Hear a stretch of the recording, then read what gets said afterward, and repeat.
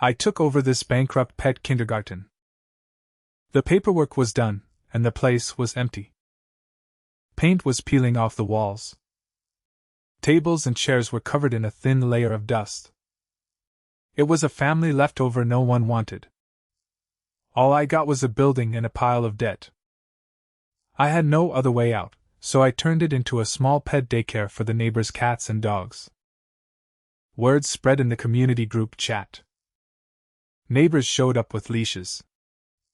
The first to come was the lady downstairs with her border collie, Ake. She looked relieved. "Lin Sue, I'm so glad you opened this place. I can't stand leaving Ake alone at home. With you here, I can work without worrying." She bent down to pet Ake's head and handed me a backpack. "There are snacks inside. Please remember, only one small piece at a time. No more. Also remind him to go potty at the right spot, he forgets everything when he plays too hard." I took the backpack and watched her leave. The yard suddenly got lively. Several puppies crowded together, wagging tails and sniffing each other. I opened the backpack and took out a snack. I broke off a small piece and held it out. Then I heard a clear voice like a child's. "Yummy. I want more. Give me a little extra." I stopped moving and looked around.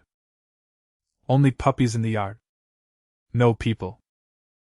"Just sneak 2 more bites while the teacher isn't looking. It's fine."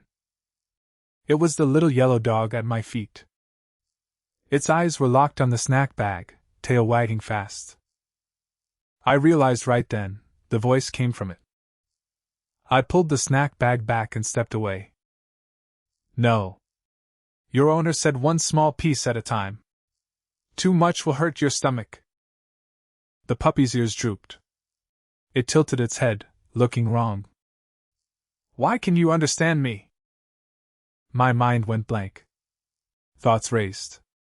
Yesterday I only heard barks. Today I could clearly understand animal speech. The shock only lasted a moment.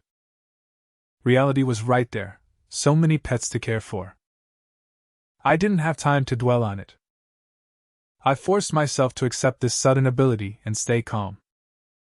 I carried the snacks into the classroom. Noise hit me right away. The room full of puppies was in chaos. Their barks weren't just vague sounds anymore. They were clear sentences. "I want my mom. I can't hold it. I need to pee. Stop pushing me. Get away." Dozens of voices overlapped.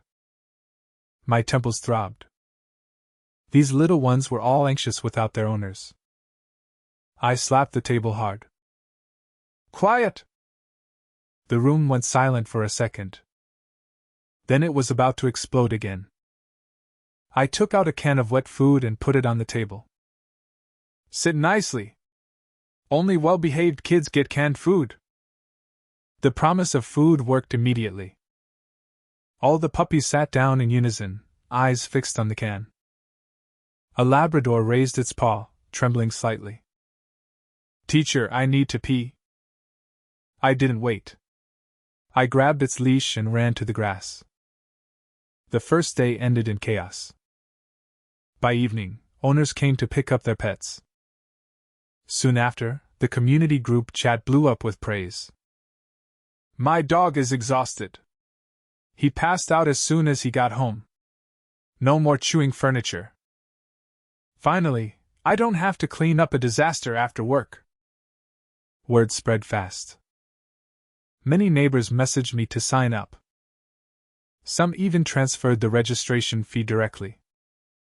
Watching the payment notifications pop up, I knew I couldn't handle this alone. The staffing shortage was obvious. Taking care of over a dozen pets by myself was pushing my limits. That night I sat in the empty classroom. Dog fur scattered on the floor. Outside the window, the night was dark. I rubbed my aching temples. The first day went fine, but the pressure was already mounting. I had to hire someone soon. Otherwise, this newly revived kindergarten would collapse again. The buzz from the first day hadn't faded. The next morning, residents gathered at the gate. 10 new pets enrolled. The yard was full of cats and dogs. Feeding, walking, cleaning, everything fell on me. By noon, my back was soaked with sweat. My arms were too sore to lift. It was clear, I couldn't do this alone. Hiring was urgent. I wrote a job post that night. I put it on the gate and shared it in the community group. The pay and benefits were clearly listed. Within half a day, people came for interviews. The first was Kalen. He was tall and broad-shouldered. His presence was intimidating at the door. He wore a faded work jacket. His fingertips were rough with thick calluses. He looked a little nervous, not as tough as he seemed. "I'm here for the job," he said, voice low, eyes down. "I've worked as security, driver, delivery. But I look scary. People get afraid. Lots of complaints. Every job ends fast. I get let go within days." He fidgeted with his jacket hem, like he was used to rejection. I looked him over. Strong enough to walk big dogs. Authoritative enough to break up fights. He was perfect for this. Looks are just skin. Character is what matters. I hired him on the spot. Second was Surey, a college student. She was thin and spoke softly. She avoided eye contact. "I love animals. I get nervous around people, but I'm comfortable with cats and dogs." She clasped her hands together, sincere. We needed someone to comfort anxious pets. Her quiet nature was an advantage. No need to deal with complicated social stuff, just care for the animals. The job fit her perfectly. I hired her without much hesitation. Last came Winnie. It was mealtime. The kitchen was empty. I'd been surviving on takeout. Winnie had a kind face. Her hands had thin calluses from years of cooking. Without me asking, she walked into the kitchen. She used whatever ingredients were on hand. She stir-fried, simmered, and boiled. Soon, a rich aroma filled the room. A pot of colorful vegetable and meat soup was served, steaming. I took a sip. Warmth slid down my throat. The fatigue from days of takeout seemed to fade instantly. I hired her right away. She'd handle all meals, staff food and pet supplements. The 4-person team was complete. The overwhelming workload was split up. Kalen did security, walked big dogs, and handled sudden fights. Surey comforted depressed pets and observed their daily condition. Winnie ran the kitchen for all 3 meals. I dealt with owners, managed communication, and used my special ability to read what the animals couldn't say. With clear roles, order improved noticeably. Word spread from neighbor to neighbor. More residents signed up. From a few at first to dozens. Every morning at opening, pets of all kinds arrived. One day, Surey came to me, looking worried. "Lin Su, come to the lawn. Ake is acting strange." I followed her to the backyard. The border collie lay on the grass, tail down, motionless. He let out low whines and heavy sighs. Nothing like his usual lively self. I crouched down and spoke softly. "Ake, what's wrong? Why aren't you happy?" His ears flattened. His eyes were wet. "There's a little brother at home. Everyone's attention is on the newborn. Mom doesn't seem to like me anymore. I heard Dad say he might send me away." I understood. A few days ago, Ake's family had a new baby and gave out candy to the whole building. With a newborn at home, the adult's attention is divided. Sensitive pets easily feel abandoned. "Dad was just complaining. What did Mom say?" Ike lifted his head, voice full of hurt. Mom yelled at Dad. She told him not to say that again. She was really angry. I breathed easier. His suffering came from his own fears. Mom never thought about giving you up. After hearing that, Ike perked up. He jumped up and ran to Sue Ray to play fetch. But I didn't relax completely. I texted Ike's owner, briefly explaining his state of mind. She replied quickly, surprised and grateful. She admitted she'd been focused on the baby and neglected Ike. She promised to comfort him at night. That incident passed quietly. But my ability to understand animals spread through the group chat, courtesy of Ike's mom. Many owners got curious. They had loads of questions for their pets. I stood on the lawn, watching the animals play. I had a feeling that things wouldn't stay so simple. After Ike's story got around, many residents started thinking. 2 days later, an elderly woman came to the door with her cat, Nonyo. She was bent over, her coat faded. The kitten in her arms was thin and listless. "Young man, I heard you can read animals' minds," she said, her voice raspy, brow furrowed. "My Nonyo barely eats and runs around all day. I can't figure out what she wants." I brought them inside. I looked at the cat curled in the woman's arms. "Nonyo, why aren't you eating properly?" The cat looked at her owner and let out a small, strained meow. "Grandma isn't well. She hasn't gone out in a long time. I know what hunger feels like. I want to hunt and bring food back for her. She forgets to eat. I want her to be full." Those words hit me hard. When I repeated it to the elderly woman, her eyes turned red. She stroked the cat's back gently. "Both my sons treat me like a burden. No one wants to take care of me. I've lived most of my life, and the one who cares most about me is a stray cat I picked up." She told me how Nonyo was found dying by a trash can. She fed her with a bottle, pulling her back from death. The cat remembered that kindness and wanted to repay it. I looked at Nonyo, my tone serious. "Nonyo, Grandma is human. She can't eat what you catch. Mice, lizards, bugs, none of it. Just stay by her side. That's the best thing you can do." Nonyo let out a soft, uncertain meow. She rubbed her head against the woman's palm. After they left, the room felt empty and quiet. Wind howled outside. It was late October. Winter was coming. The daycare was booming. But with more business came more requests and more conflicts. That day, 2 big dogs got into a fight. A husky and a golden retriever named Tang Tang were tangled up, barking and crashing into things. The noise carried far. Kaylin rushed in to separate them. I brought them into the office and closed the door. The husky hung his head, looking defeated. "My owner doesn't want me anymore." Tang Tang was tense, her fur standing on end. "Mom and Dad split up. I'm scared Mom will throw me away. I hate that man." I scolded the husky and made him apologize to Tang Tang. The fight cooled down. The husky slunk out. But Tang Tang still couldn't sit still. Fear stayed in her eyes. "Teacher, will Mom really abandon me?" I didn't offer empty comfort. I called Tung Tung's owner directly. The woman's voice on the phone was panicked. "Lin, did Tang Tang cause trouble?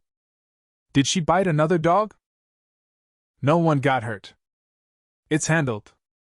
I paused. "But Tang Tang is scared. She thinks you'll abandon her because of the breakup." The phone went silent for a few seconds. Then her voice came back, strained. "I raised her from a puppy. I dealt with all the messes. Even if things didn't work out with that man, I would never leave Tang Tang." I passed her words to Tang Tang. The golden retriever slowly relaxed. The owner was thrilled. She asked if I really could read pet thoughts. She wanted me to ask if Tang Tang still wanted to live with her. Tang Tang said yes without a second thought. That night, I scrolled through videos and saw hers. In the clip, she ran out of an apartment building with Tang Tang. A man chased after them, shouting, "You traitor dog!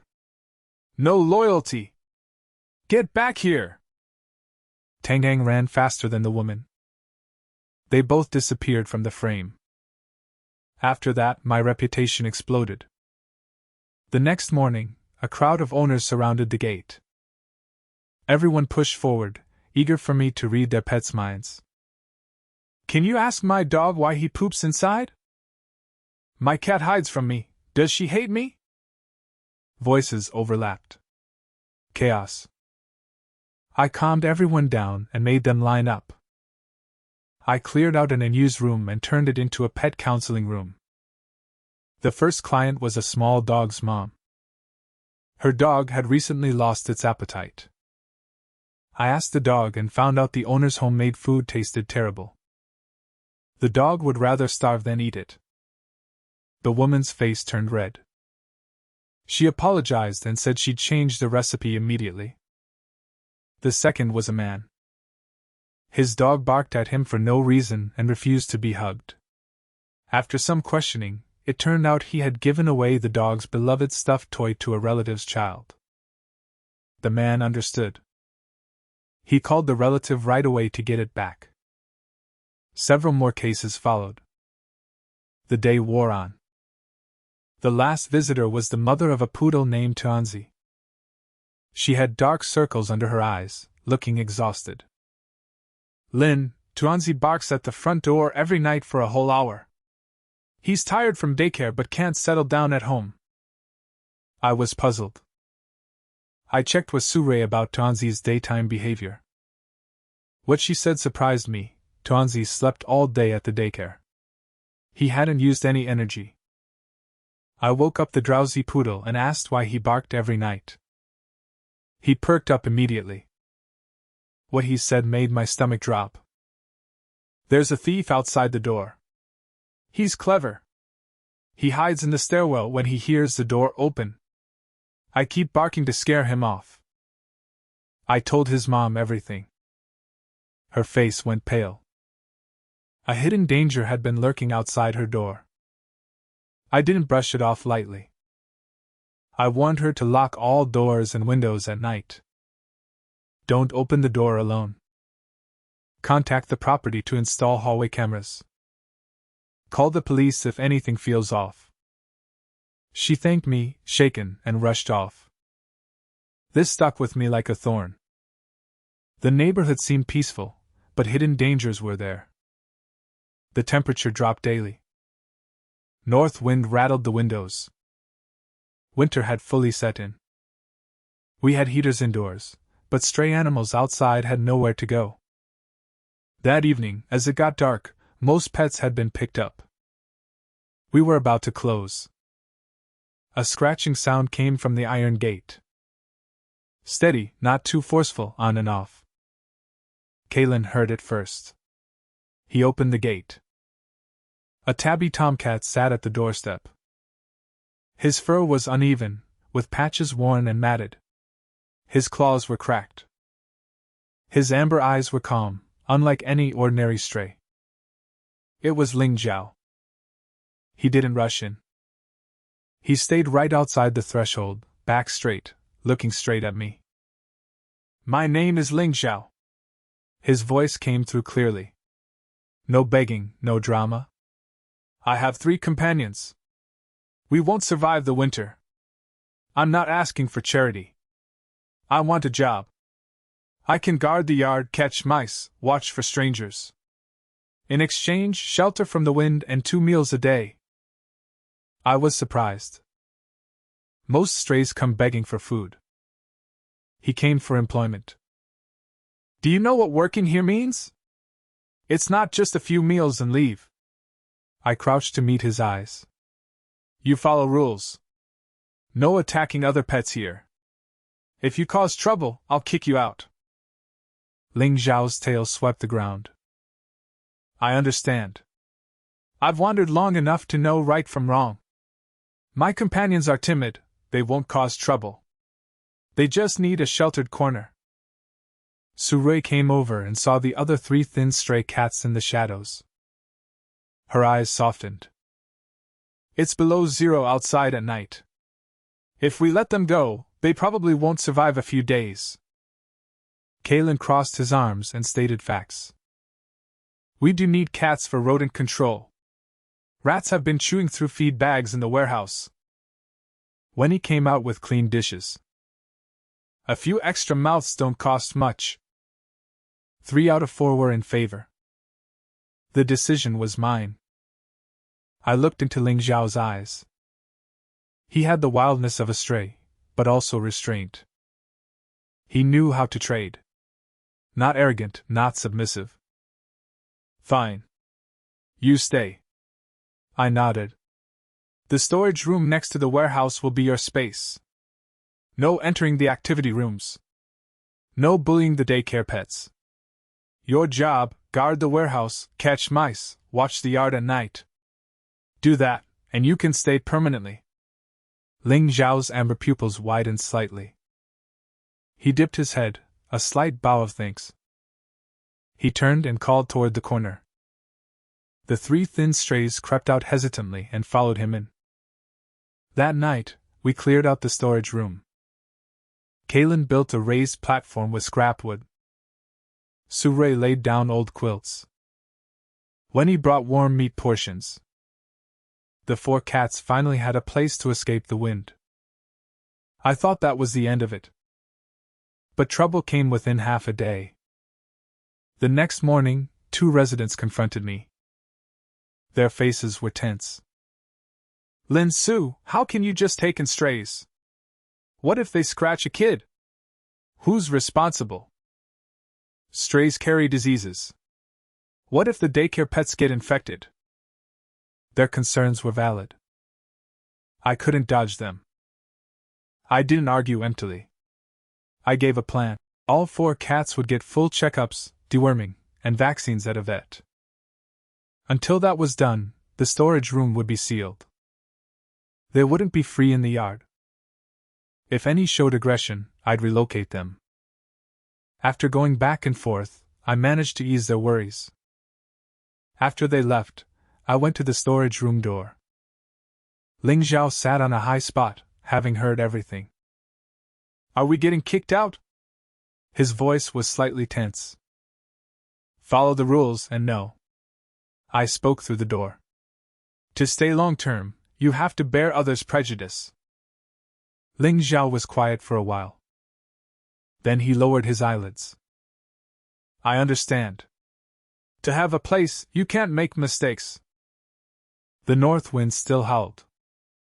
Through the door, I heard the soft purring of the kittens.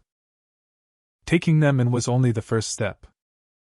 Shelter, food, vaccines, more expenses. The daycare's income was already tight. This extra cost was a real pressure. I didn't know that many owners had already started organizing something kind in the group chat. News about the stray cats spread quickly. Some residents were still worried. But many remembered the daycare's care and wanted to help. I was figuring out where to get money for the checkups. That afternoon, owners started showing up with things. First was Tung Tung's owner, carrying 2 large bags of cat food and litter. Spare from Tang Tang. Better used than thrown away. If you're short on cash for the vet, I can lend you some. I don't need a loan. I refused. I'll cover the expenses myself. But I'll take the supplies. Thanks. She smiled and left. Then more came. Some brought thick blankets and pet beds. Some brought snack cans. One owner in the pet supply business sent deworming medicine. Su Rui logged the items. Kalen helped move them. Soon a pile of winter supplies filled the warehouse corner. Ling Zhao watched from behind the iron door. Quiet. Observing. At night, After all the daycare pets left, the place went silent. I opened the storage room door. Basic isolation done. Vet check was scheduled for the day after. The kittens huddled deep in the cotton beds, too scared to move. Only Ling Zhao came out and stood before me. Are all these things charity? His voice was low, carrying a stray's deep-rooted wariness. Not all charity. I crouched down. These people recognize this daycare and want to help a fellow living being survive. But this goodwill isn't unlimited. You have to keep the rules you agreed to. Catch mice, guard the yard, stay out of the activity rooms, don't provoke other pets. Ling Zhao nodded, his amber pupils calm. I remember. I'll manage my companions. I won't cause you trouble. In the following days, Ling Zhao kept his word. Daytime, he kept the kittens inside, rarely roaming.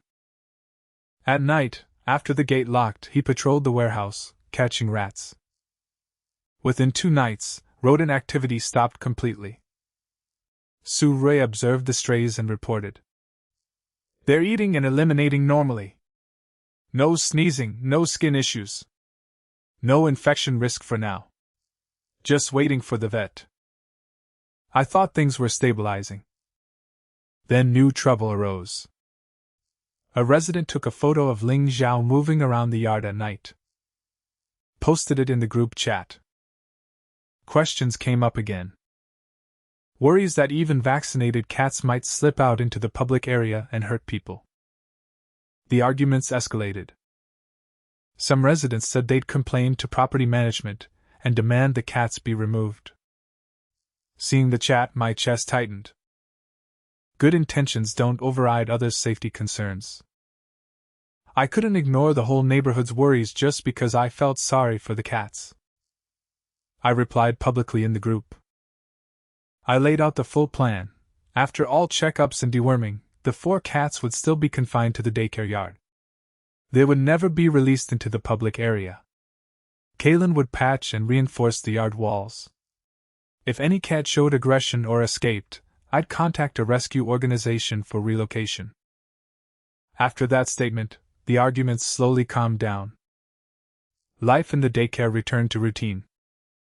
Ling Zhao gradually earned our trust. He was allowed some limited yard access during the day.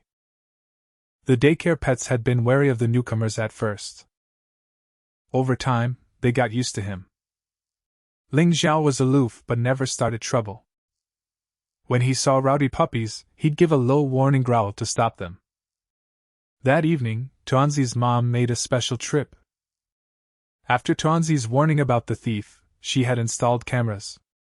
The property checked the hallway and indeed caught a suspect casing the place. The woman brought a bag of fruit, no longer looking afraid. Thanks to your warning. I don't know what would have happened. The thief is in custody. I came to say thank you. Tuanzi stood by her feet, chest puffed up like he had done something great. I told you I wasn't barking for nothing. I patted Tuanzi's head. I didn't take the credit. It was Tuanzi's sharpness. Other dogs might not have picked up on it. After a brief chat, they left. Darkness fell again. Wind carried dry leaves against the walls. A faint light came from the storage room. Ling Zhao stood at the warehouse door, motionless, doing his duty. The supplies from owners were enough to get through winter. But peace was temporary. I knew this daycare looked lively and calm on the surface. Outside, resident prejudice remained. Inside, pet emotional issues kept coming up. Dangers from society still existed. Beneath the calm, currents always moved. I didn't know what the next storm would look like. A few days after the thief was caught, another conflict broke out. In the afternoon, Tang Tang and another male dog fought over a toy. Growls and bites echoed through the yard. Kalen ran in and separated them. Tang Tang had a shallow wound on her neck, fur matted with blood. Su Rui brought iodine and gauze. She knelt to clean the wound. The golden retriever hung her head, trembling. He took my ball first, Tang Tang said, her breathing heavy, anger mixed with hurt. Everyone always thinks I'm the one at fault in a fight. I stood by, waiting for her to calm down before questioning the other dog.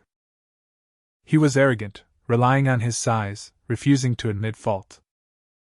I contacted his owner. I explained the fight and the injury.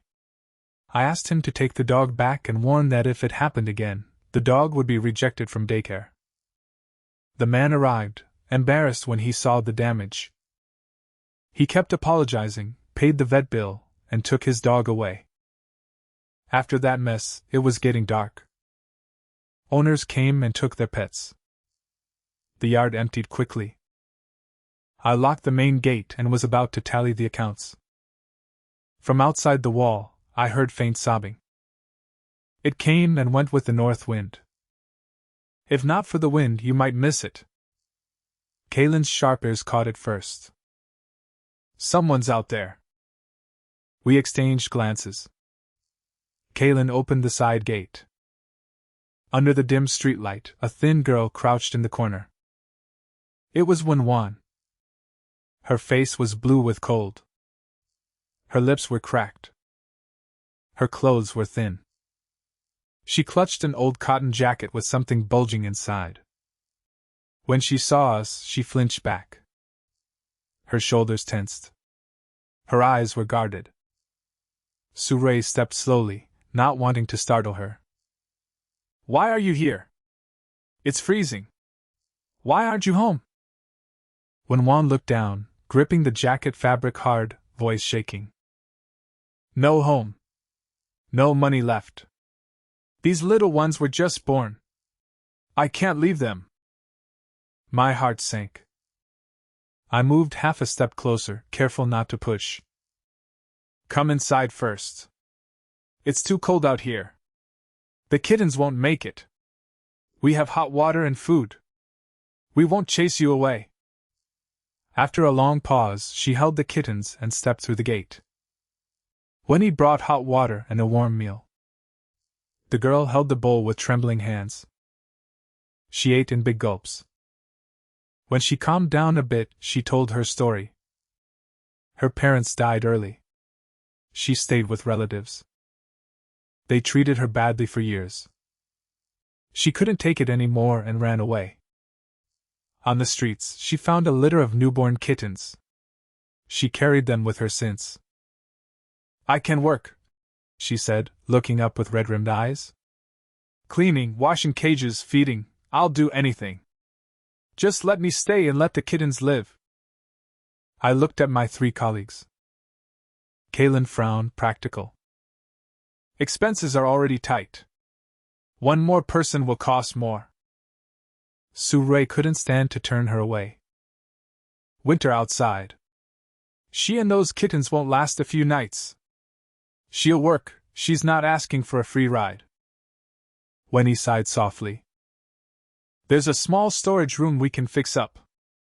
1 extra portion of food isn't much. Pros and cons laid out. Risks clear. Taking her meant more costs and unknown variables. Refusing, in the freezing wind, the girl and her kittens had almost no chance. I looked at Wen's eyes, stubborn, tired. I'd seen too much helplessness in both people and animals lately. I couldn't stand by with the ability to help. You can stay, I said. Food and shelter provided. You assist Surrey with cleaning and caring for young animals. You get a small living allowance. But there are rules. You follow the daycare's regulations.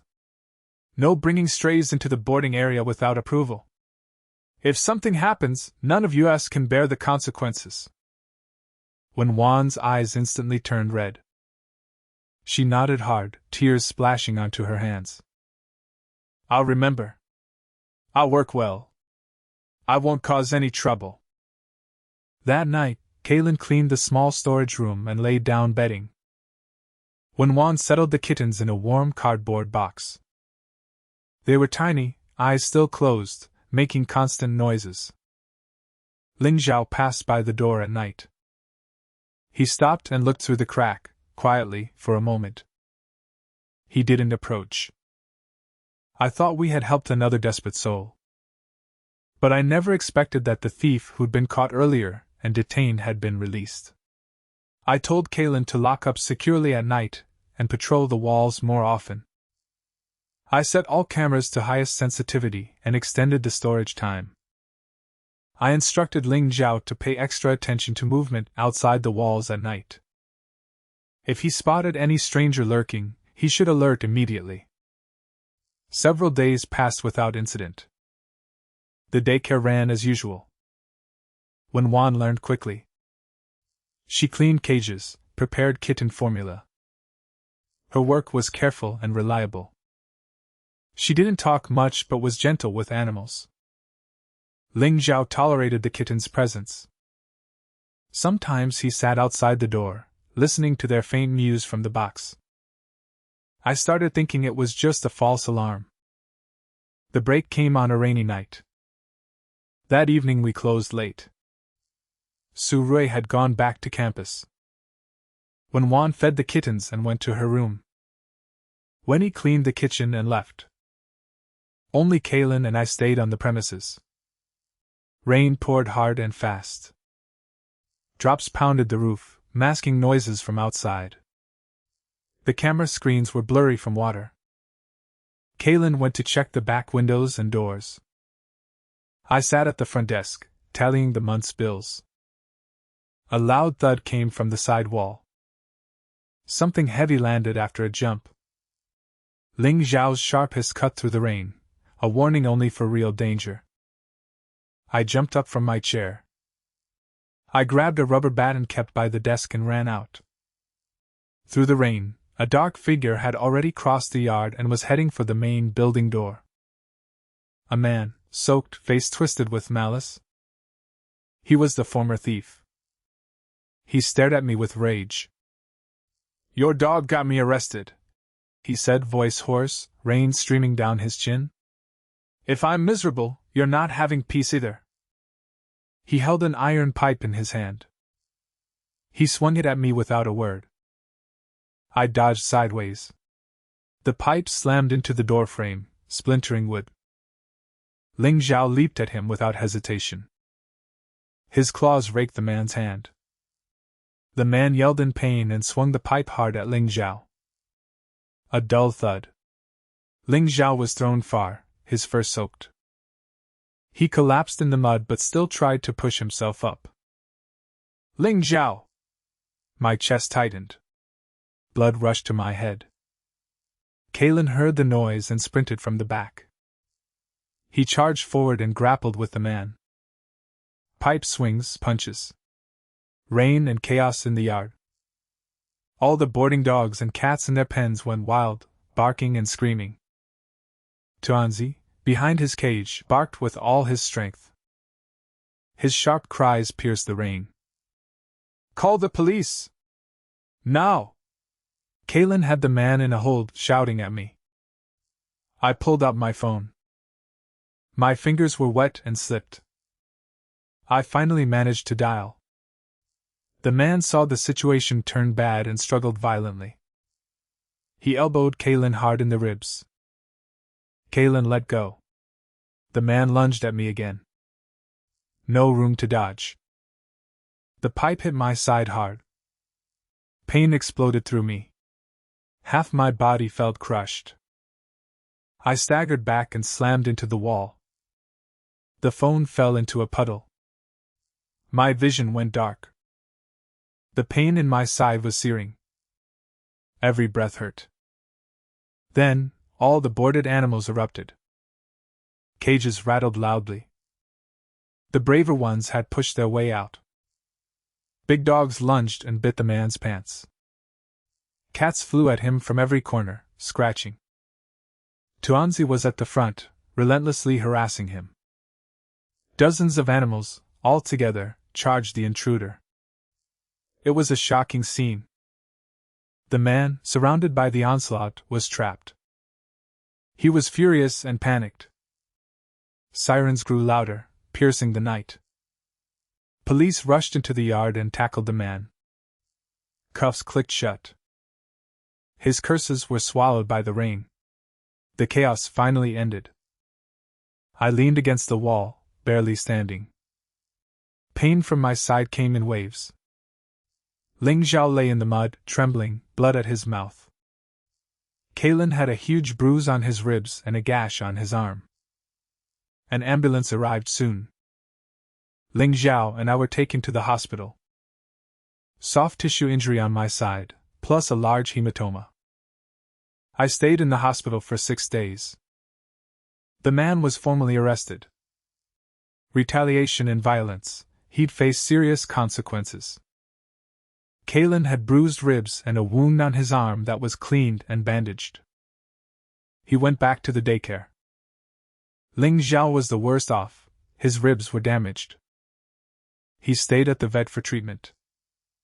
I was worried about both, the cat and the daycare.